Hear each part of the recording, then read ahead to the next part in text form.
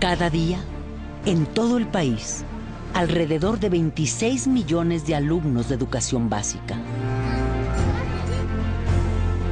Casi 8 millones de estudiantes de educación media y superior.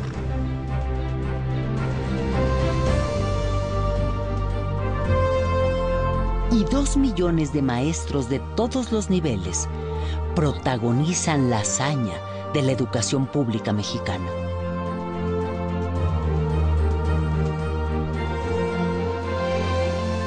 Hazaña que se repite año tras año desde 1921.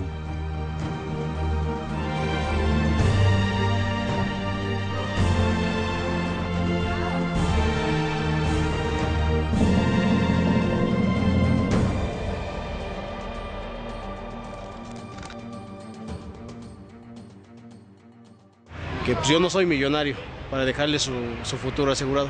Lo único que les puedo dejar es los estudios. Yo quiero que tenga una carrera, que tenga las oportunidades que nosotros no teníamos. Que no vivan pues en la ignorancia como uno. Sus diccionarios, ustedes quiero...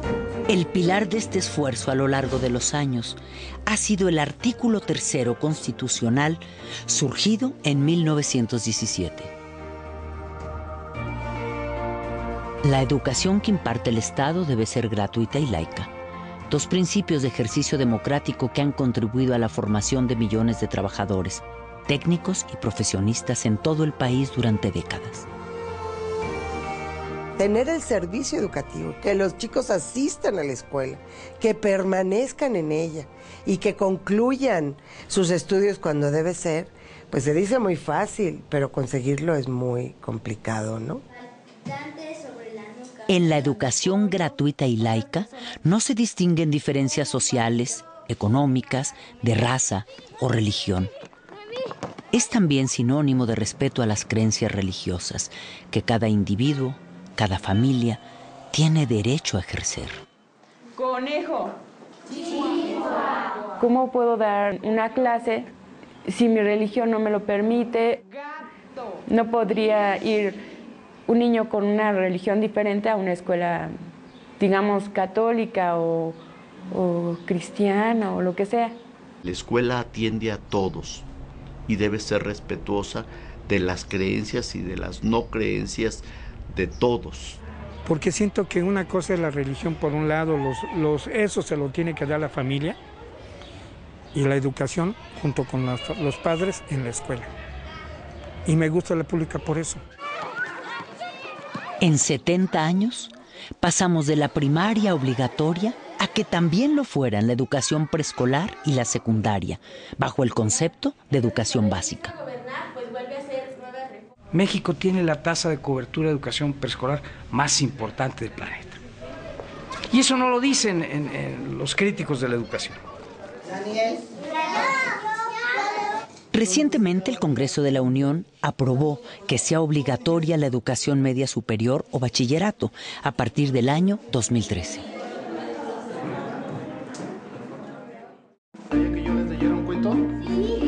Otro esfuerzo complementario lo ha sido el libro de texto gratuito. Sus primeros ejemplares para la primaria empezaron a repartirse en 1960. En los primeros años hubo confrontaciones con ciertos grupos porque se pensó que el libro de texto era un elemento de adoctrinamiento. Los libros de texto gratuito fueron atacados por los sectores más conservadores de la Iglesia Católica.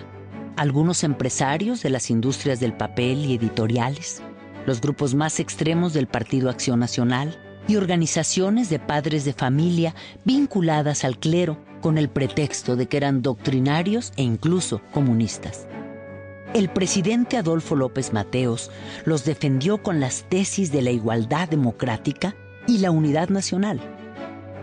Para constituirnos como mexicanos, debíamos compartir una historia, un territorio, una cultura. En esa defensa, contó con el apoyo del Sindicato Nacional de Trabajadores de la Educación, que había sido fundado 20 años antes, en 1943. cuando se le pregunta respecto a si solo van a ser para escuelas públicas o también para escuelas particulares. Dice, todos son niños, todos son mexicanos. El libro de texto gratuito ha sido hasta la fecha un gran esfuerzo del Estado mexicano para enseñar a todos los niños y reducir los gastos familiares en la educación. El costo del paquete por niño anda alrededor de 70 pesos. Si esto fuera privado, ese paquete costaría entre 600 y 1,200 pesos. Entonces, hay un ahorro global muy importante.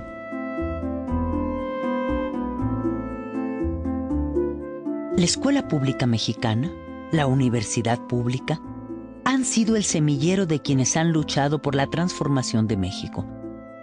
Entre quienes se encuentran personajes de gran trascendencia, hombres y mujeres como Octavio Paz, Premio Nobel de Literatura, Alfonso García Robles, Premio Nobel de la Paz, Adolfo López Mateos, maestro, presidente de la República.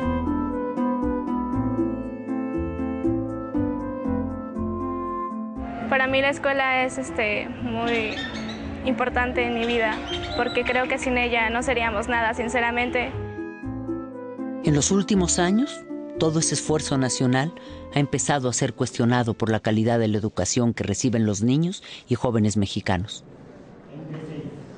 Efectivamente, el gobierno se había ocupado de la cobertura, dejando a un lado la calidad.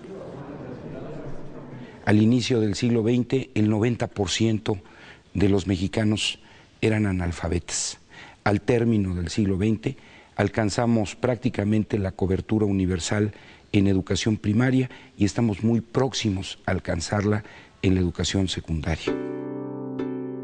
El tema de la calidad pareció hacer crisis en el año 2000, cuando se dieron a conocer los resultados de la evaluación del programa PISA, realizado por la Organización para la Cooperación y el Desarrollo Económico.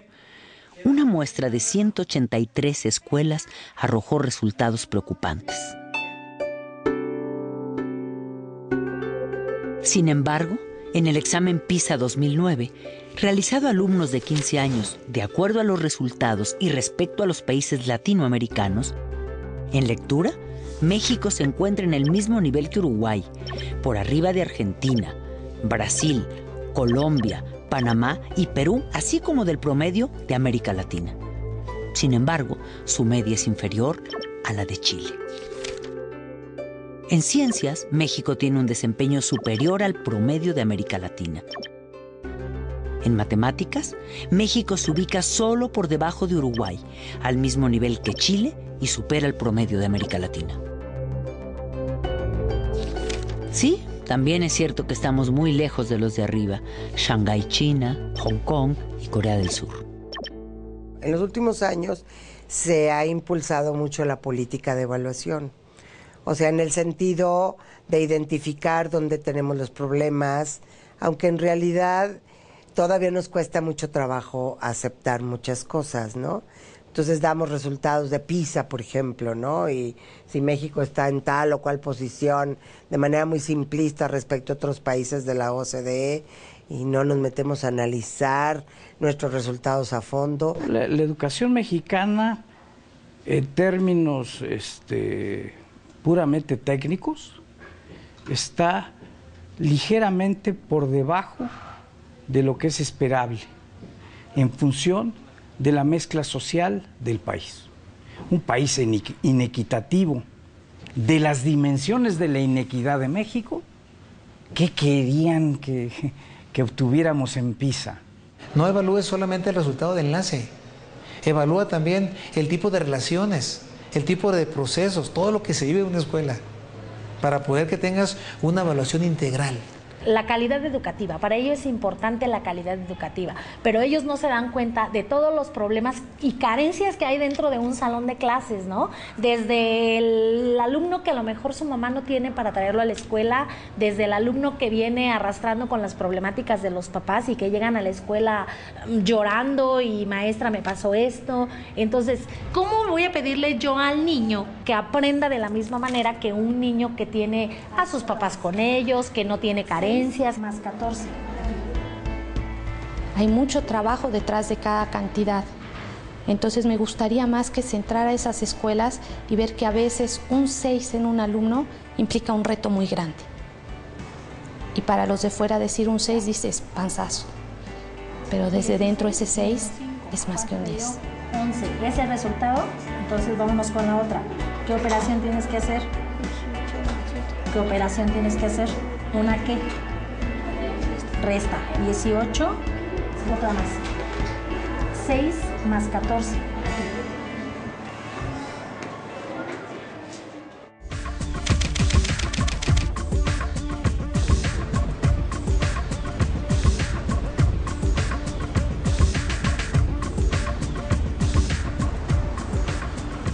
Somos la economía número 14 entre las 20 más grandes del mundo, pero tenemos 52 millones de pobres. Una pobreza que ha ido en aumento. Tenemos todavía una sociedad muy desigual, condiciones de pobreza en más de 50 millones de mexicanos, y esta pobreza alcanza desde luego también a muchas regiones, a nuestros niños y a nuestros jóvenes que se están preparando. La educación mexicana es fiel reflejo de la conformación social y económica del país. Es un fenómeno estructural, no es un fenómeno aislado. O sea, la desigualdad social ya existe y la educación o el sistema educativo no ha tenido la capacidad, ya no digo de revertirla, que eso sería lo deseable, de frenarla. Las niñas que vienen así con la pancita vacía, por eso fue de que nuestro director y nuestro subdirector se empeñaron en pedir un desayunador al municipio porque nuestros niños se desmayaban en los honores, se dormían en las bancas y el maestro nos decía, es que hay muchos niños que no comen porque unos vienen de lejos. Según el promedio nacional, los mexicanos tenemos un ingreso de 11,400 pesos al mes.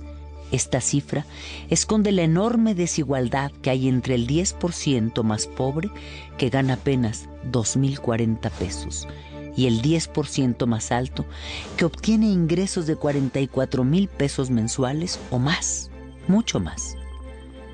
El 70% de la población tiene apenas el 30% del ingreso que se produce en el país, mientras que el restante 30% tiene con enormes saltos el 70% de ese ingreso.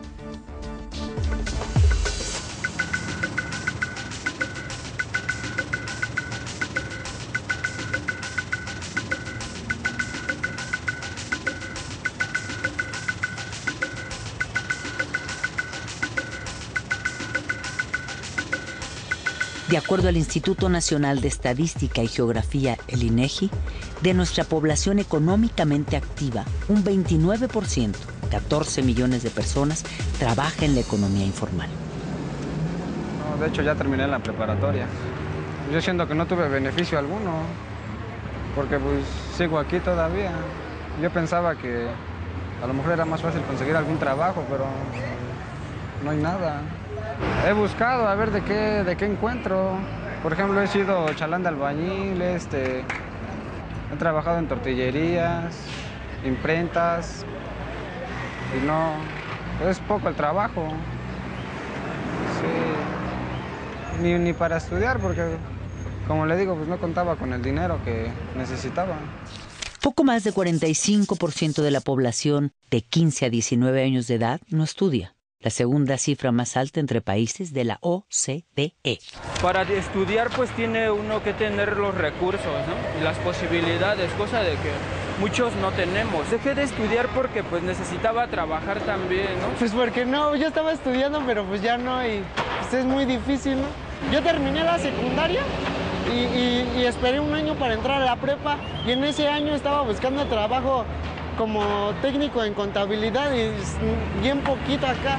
Y como le digo, no, nada de prestaciones, nada de eso, nada. ¿No? Mucha gente que cree que prefiere decir, no, pues mejor me voy a la calle a vender dulces, ¿no? O a limpiar parabrisas, porque pues ¿de qué me va a servir estudiar si después no voy a encontrar trabajo? Sabemos que hay programas compensatorios, pero estos no llegan a toda la población que los necesita y sus montos no resuelven el problema. La deserción empieza con las carencias en el hogar. Muchas familias necesitan que sus hijos se pongan a trabajar lo antes posible, como sea. Primero está la sobrevivencia. Por ejemplo, ahorita que es el tiempo de siembras, pues le van a ayudar a los papás a tapar el maíz o a tirar abono. Mis padres me dicen que le eche muchas ganas, que puedo salir adelante.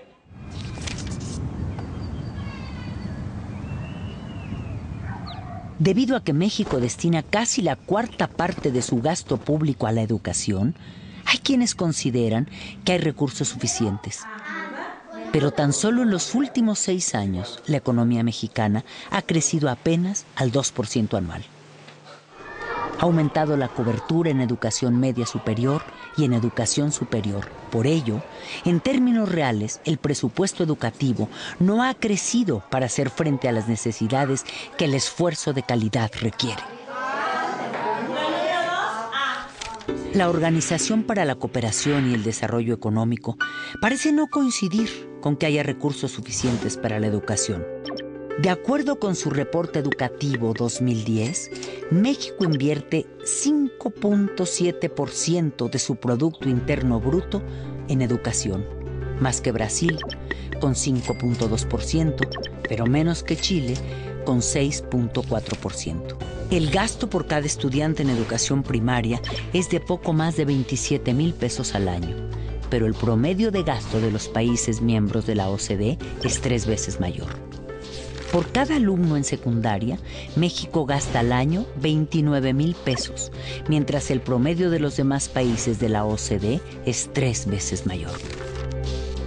A los estudiantes de educación superior se destinan casi 90,000 pesos por alumno al año, pero el promedio de la OCDE es casi el doble que el de México. México invertía por la capacitación de cada maestro $800 al año por maestro. Mientras nos avientan el examen de enlace y luego nos miden con los países de la OCDE y resulta que la OCDE está invirtiendo $9,000 al año por capacitar al maestro. De ese tamaño la diferencia. Un problema adicional es la falta de cobertura en los diversos niveles educativos, excepto la primaria. En la educación preescolar se tiene una cobertura inferior al 70% de la demanda. La cobertura en educación secundaria alcanza el 90%. La educación media superior o bachillerato atiende el 62% de la demanda y la educación superior apenas el 32%.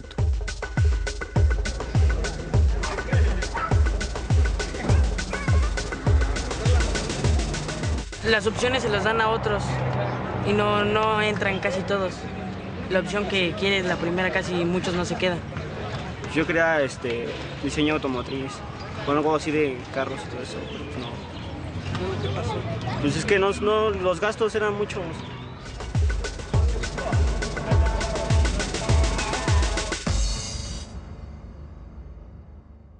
Para poner en perspectiva los recursos que invierte el Estado en educación, es necesario recordar que el rescate bancario emprendido en 1995 equivale actualmente al 13% del Producto Interno Bruto. Su monto asciende a 1.7 millones de pesos, cantidad equivalente a lo que, de acuerdo al presupuesto de 2011, el gobierno federal destinaría a los programas de combate a la pobreza en los próximos 60 años. Y una de las cosas que el Instituto Nacional para la Evaluación de la Educación ha ido mostrando cada vez con mayor contundencia, con datos duros, es que hay una tendencia a ofrecer servicios educativos más débiles, más frágiles a las poblaciones que están en condiciones sociales y económicas también más débiles, más frágiles.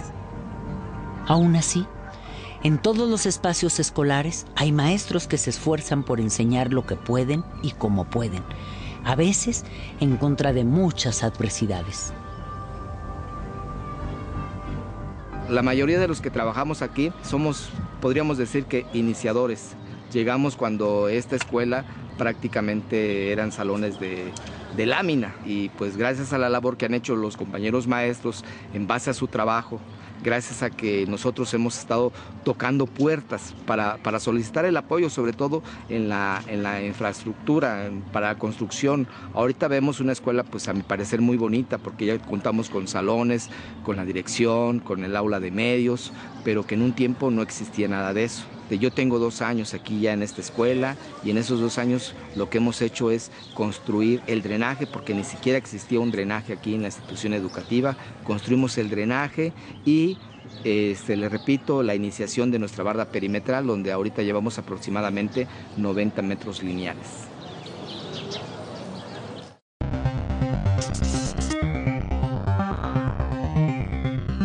Para elevar la calidad de la educación en el mundo globalizado, es imprescindible el uso de las tecnologías de la información, en particular Internet.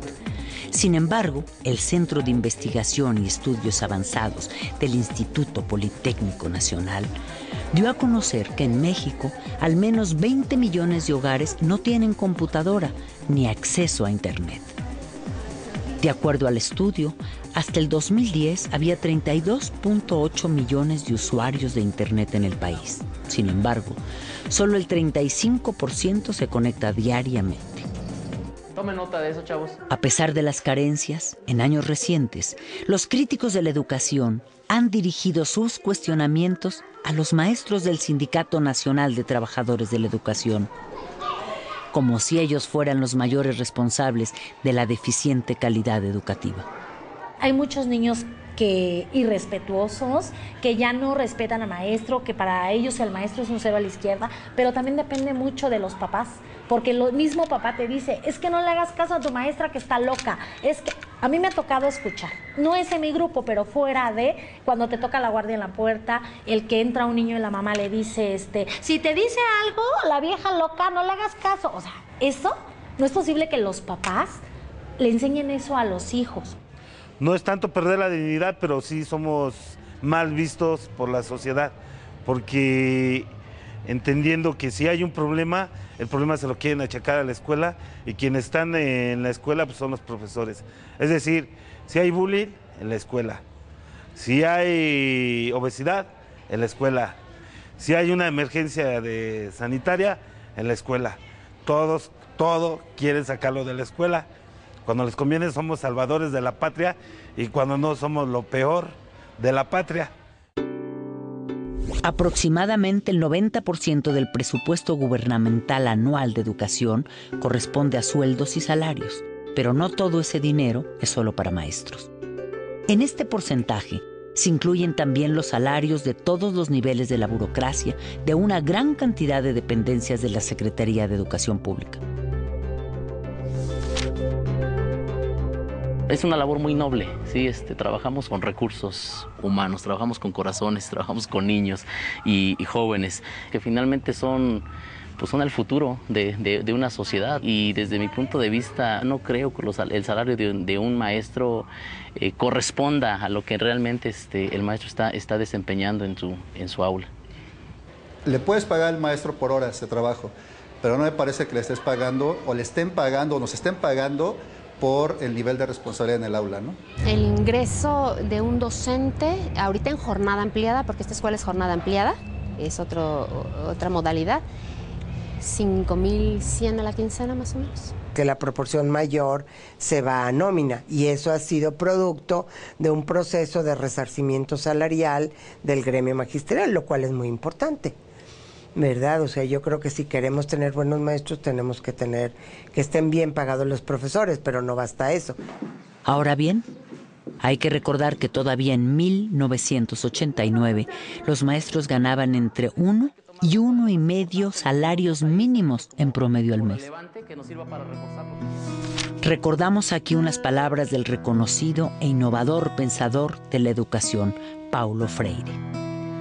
La lucha de los profesores en defensa de sus derechos y de su dignidad debe ser entendida como un momento importante de su práctica docente. El combate en favor de la dignidad de la práctica docente es tan parte de ella misma como el respeto respeto que el profesor debe tener a la identidad del educado, a su persona, a su derecho de ser. Todos estaremos siempre de acuerdo en la necesidad de mejorar la calidad de la educación, pero esta pretendida calidad tiene muchos componentes que rebasan al aula en nuestra compleja realidad nacional. ¿Sí es lo mismo?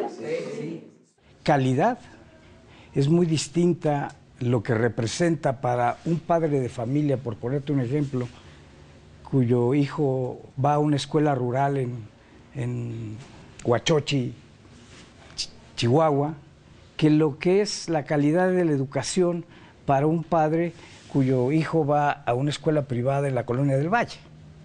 Lo que esperan ambos es totalmente distinto. Desde 1991, el CENTE propuso programas prioritarios de mejoramiento de la calidad, como la lectura y la escritura, matemáticas, computación, razonamiento básico en ciencias naturales y la cultura cívica. Programa Nacional para la Actualización y Profesionalización de los Maestros. Poner en marcha los mecanismos de carrera magisterial. Involucrar en mayor grado a los padres en la tarea educativa. A partir de 1994, el CENTE ha propuesto e insistido también en los siguientes temas. Definir los valores, objetivos y fines del sistema educativo nacional y los medios para su realización. Dar prioridad a las políticas que garanticen la cobertura universal de la educación básica con equidad y calidad. Que los medios de comunicación masiva asuman su responsabilidad con la educación nacional. Fortalecer los recursos y la capacidad profesional de las escuelas. Canalizar, estimular y regular la participación social. Incrementar el presupuesto educativo en términos reales, de manera sostenida, y generar una política de Estado en educación de largo plazo. Y la creación de un organismo autónomo de la SEP y el CENTE para evaluar a maestros y alumnos. Son propositivas, digamos. Hay una propuesta del sindicato para atender a la educación que está asesorado por intelectuales, académicos de todo el mundo, de muchas partes del mundo, de muy alto nivel. Y que en realidad el sindicato tiene ciertas propuestas que con mucho rebasan los planteamientos del propio Estado, ¿no? Bueno, muchos temas han sido iniciativas del propio sindicato, no han surgido de las autoridades. El tema, por ejemplo, de participación social en la educación, fue una iniciativa directa del Sindicato Nacional de Trabajadores de la Educación. Hoy en día en la agenda nacional el tema de la evaluación universal de maestros, bueno, pues ha sido una iniciativa que ha venido impulsando de tiempo atrás el propio sindicato. La prueba de enlace finalmente fue una visión muy clara de la dirigencia del CENTE. El examen a docentes para adquirir una plaza finalmente fue una visión muy clara y una postura que fijó con mucha claridad el magisterio a nivel nacional, en este caso la dirigencia del CENTE. En la actualidad, pues ahora ya estamos con la situación del examen de oposición, ¿no?, para la asignación de plazas. Son los nuevos mecanismos que tenemos en la actualidad para la asignación de plazas, ¿no? Hay que concursar por ellas y hay que ganárselas, ¿no? Yo de verdad no conozco un maestro que haya comprado su plaza. Si es así, yo a lo mejor hubiera hecho lo mismo, ¿no? Porque fue 1 año y medio en que tenía que hacer trabajitos de pintura, rótulos, y digo, batallé bastante para entrar a trabajar. La evaluación es un factor que podría decirse que culmina y al mismo tiempo da inicio a nuestro quehacer cotidiano. Estamos acostumbrados a ser evaluados. Yo creo que el maestro no se niega a ser evaluado, ¿eh? No nos negamos. Está bien, nos actualizamos. Aquí lo importante en la cuestión de la evaluación es, primero, que sea como claro. Debe quedarle muy claro al profesor cuál es el motivo de esa evaluación. Porque viene como la clínica del rumor, ¿no? Donde te van a correr, te van a quitar la plaza, te van a... muchas cosas. Entonces sí me parece que no nos debemos ser evaluados, sí la parte de la información primero. Debe quedar claro en qué consiste la evaluación, para qué se te va a evaluar y cómo se te va a evaluar. Y digo yo, bueno, si va a ser para mi bien, pues adelante, ¿no? Yo para ver en qué tengo yo que mejorar, o en qué estoy bien y qué es lo que me hace falta. Yo creo que después de la evaluación que estamos en este momento instalando para nuestros maestros, tendrá que venir la evaluación también de las autoridades, incluyéndonos quienes encabezamos estas tareas a nivel estatal, porque todos debemos estar sujetos a ese balance y a esa rendición de cuentas ante la sociedad. Creo que los maestros tienen una cultura de evaluación tanto para ellos como para los alumnos. Faltaría el sistema educativo, sus funcionarios, porque puede no haber secretario de educación, inclusive, y el sistema educativo avanza. Y eso es basado al esfuerzo y el profesionalismo que tienen los maestros de México. En 2002, los diputados emanados de las filas del CENTE impulsaron la ley para que el gobierno federal y los estados garanticen una inversión del 8% del Producto Interno Bruto en educación, incluyendo un 1% para investigación científica y tecnológica. Porque ahorita así como no están mandados.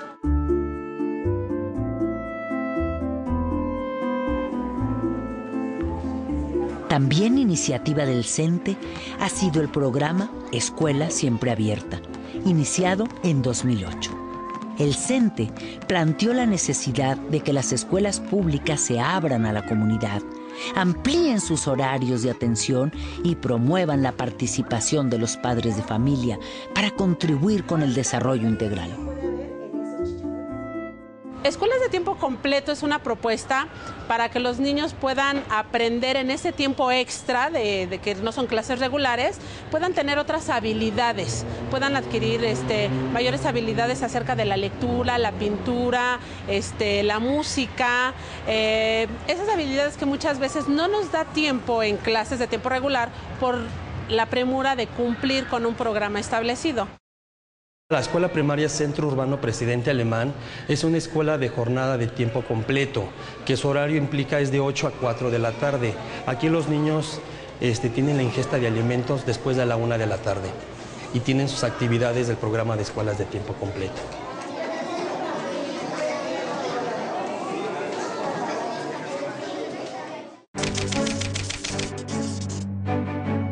Los esfuerzos por la calidad empiezan a rendir frutos. Sin duda, un logro importante es el programa Escuelas de Calidad, en el que tienen una responsabilidad directa maestros, directivos de las escuelas y padres de familia. Desde el programa Escuela de Calidad es la mejora de la escuela, ¿no? Partir de un diagnóstico, partir de necesidades específicas del aula, de la infraestructura, de la capacitación de los maestros, y a partir del diagnóstico elaborar un plan de trabajo que vaya favoreciendo o beneficiando para mejorar las necesidades, ¿no? El primer resultado que yo pudiera decir es que la escuela planifica. Ese es un gran cambio. El hecho de que la escuela planifique, estar consciente de dónde está y visualizar cómo quiere estar a 5 años, es un gran avance. Si el centro lo traslada a la escuela, donde están los alumnos, que son nuestros principales usuarios, destinatarios, donde están los profesores, los principales actores del proceso educativo y los directores que lideran que ese proceso educativo suceda. Para participar en este programa, los directivos, maestros y padres de familia diseñan su programa estratégico de trabajo y lo proponen a la SEP, quien lo autoriza para darles recursos adicionales. Esto hace que nos esforcemos un poquito más precisamente para lograr ese objetivo que tenemos en preparar mejor a los jóvenes, desde los pequeños hasta los jóvenes. El resultado del plan de trabajo escolar es evaluado cada año por la SEP.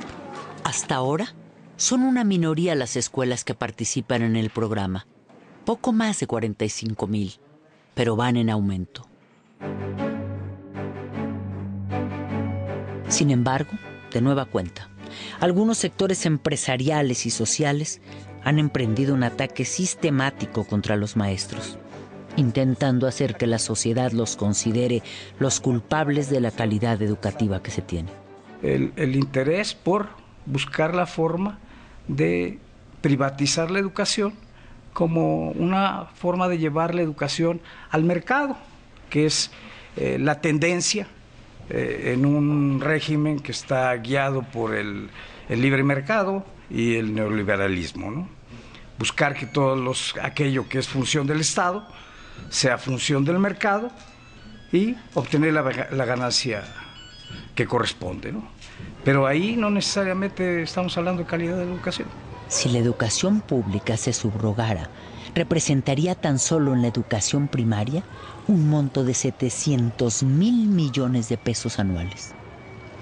Como es actualmente, directamente la Secretaría de Educación Pública, ese presupuesto se distribuye entre los docentes del Estado. Si eso se cambia el modelo y se hacen escuelas subvencionadas, ese mismo presupuesto va a pasar a los dueños de las escuelas y van a ser los mismos maestros, porque no tenemos otros. Y van a ser los mismos directores, porque no tenemos otros. Y van a ser las mismas escuelas, porque no tenemos otras. Lo que pasa es que van a administrar otros. Y esos son los que van a recibir la ganancia de este modelo. Hasta ahora, a pesar de todos los estímulos que recibe la educación privada, solo atiende a poco más de 12.9% de la demanda educativa a todos los niveles.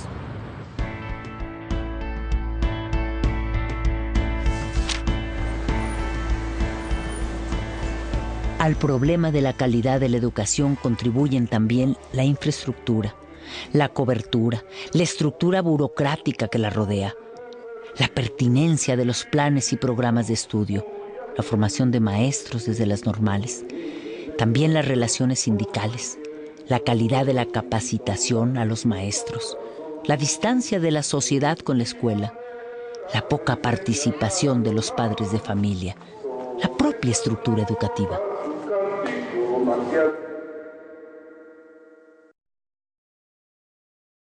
Tenemos que recuperar el respeto por la escuela. El sistema educativo no se cae porque hay decenas de miles de maestros que hacen bien lo que tienen que hacer con lo que tienen. Ojo. Hoy en día, el maestro es pisoteado por todos. Padres, autoridades, entre nosotros mismos. Hemos perdido, los niños obviamente, ahora los docentes, creo yo, están considerados como nanas de los niños, o es como los padres quieren verlos. Nos están dejando la responsabilidad a nosotros de la educación de los niños, y la educación se da en casa. Aquí vienen a aprender conocimientos y otro tipo de cosas. Sin duda, hay un amplio interés por la calidad de la educación y un debate permanente al respecto. ¿Cómo ponernos de acuerdo en los cambios estructurales que se requieren? ¿Cómo lograr una reforma educativa de gran calado?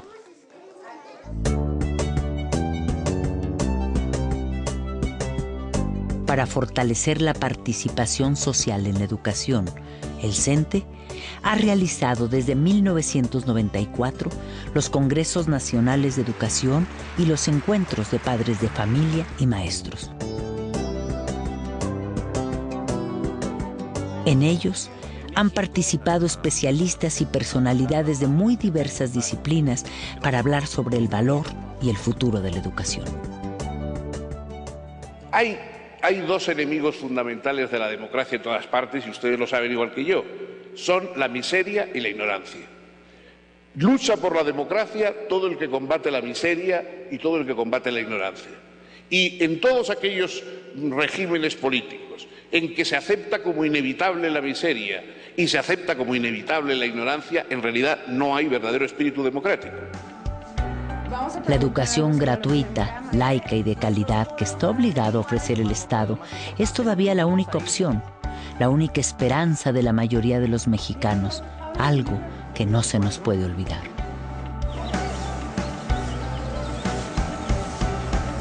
De ahí que la profunda transformación que la educación reclama dependa de que todos estos actores cobren conciencia de que con su participación creativa y constructiva estén dispuestos a encontrar las coincidencias para lograr objetivos compartidos.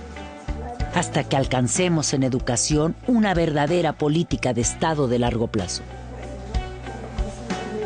Y el mejor logro está por llegar. Porque todavía sucede en este país, esperan al maestro con ansia en algunas comunidades, de aprender un poquito de algo que ellos tienen derecho, que es el conocimiento universal. El único servicio que puede llegar a todas las comunidades por parte del gobierno es la educación. Entonces nuestro compromiso es precisamente darlo de buena calidad, porque precisamente a partir de la educación podemos aumentar la competitividad, primero del alumno, la competitividad de la comunidad, la competitividad del municipio, la competitividad del Estado y por supuesto que la competitividad del país. Cuando la señora de enfrente de esta institución educativa me dice, ya mis 2 hijos están en el poli, y que esos alumnos son egresados de esta institución educativa, donde pues, las condiciones al parecer no es para llegar a tanto, pues la verdad es que yo vengo luego y lo comparto con mis maestros. Es una motivación para mí y para ellos el transmitirles eso de los logros, porque son los árboles que nosotros poco a poco estamos sembrando, ¿sí? Para mí un niño que reprueba, que va mal, es un fracaso para mí, no para el niño, sino para mí, porque no tuve los elementos necesarios para que pudiera aprobarlo, ¿no? Cuando los niños salen bien, es un gusto. Y eso creo que no lo puedo yo cambiar con nada.